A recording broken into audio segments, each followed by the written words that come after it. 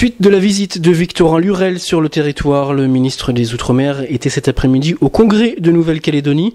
C'est le président du Congrès, Gérard Poadja, qui a ouvert la séance par un discours solennel de remerciement. Gérard Poadja qui a voulu appuyer sur un point fort, l'avenir de l'accord de Nouméa, construire un avenir serein ensemble en Nouvelle-Calédonie.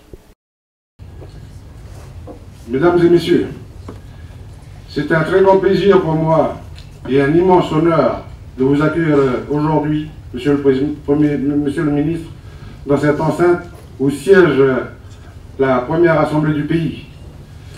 Une assemblée au pouvoir étendu puisqu'avec le Sénat et l'Assemblée nationale, le Congrès de la Nouvelle-Calédonie est la seule assemblée délibérante de la République que la Constitution est dotée de pouvoirs législatifs. Une assemblée à l'image de la diversité humaine qui fait la richesse de la Nouvelle-Calédonie.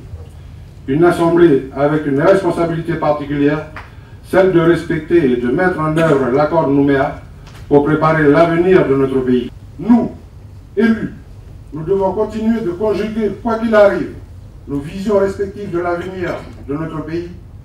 Nous devons rechercher le consensus en permanence pour que la Nouvelle-Calédonie avance dans la sérénité.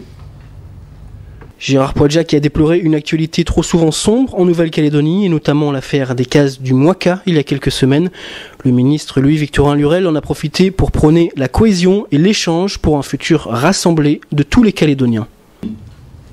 Il faudrait travailler ensemble, qu'il faudrait construire un avenir commun, car rien ne se ferait de bon sans les deux grandes communautés, que la force et la ténacité de tous pouvaient être utilisées et orientées pour le meilleur de la Nouvelle-Calédonie.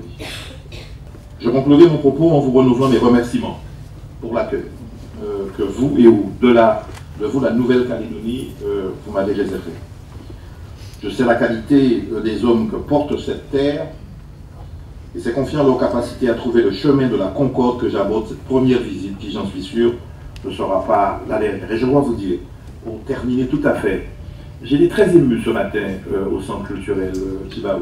Et c'est mon cœur qui parlait, la coutume. Parce que ça m'a rappelé des choses de chez moi, même si ça n'a pas la même signification que symbolique.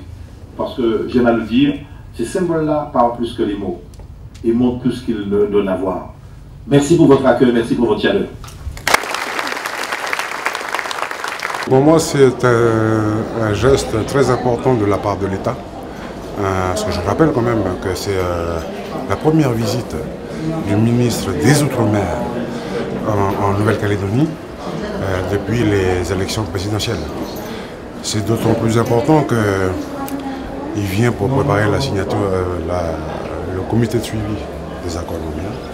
Et c'est donc important non seulement pour les différentes institutions, mais aussi important pour l'ensemble de la population calédonienne. Pour moi, le destin commun doit être la citoyenneté calédonienne. Parce que le destin commun, c'est quelque chose qui doit se concrétiser entre l'ensemble des ethnies vivant sur la Nouvelle-Calédonie. Chacun, à mon avis, a sa place. Nous devons faire le nécessaire pour conjuguer ces différentes choses pour créer véritablement la citoyenneté calédonienne et surtout dans un destin commun de l'ensemble des Calédoniens.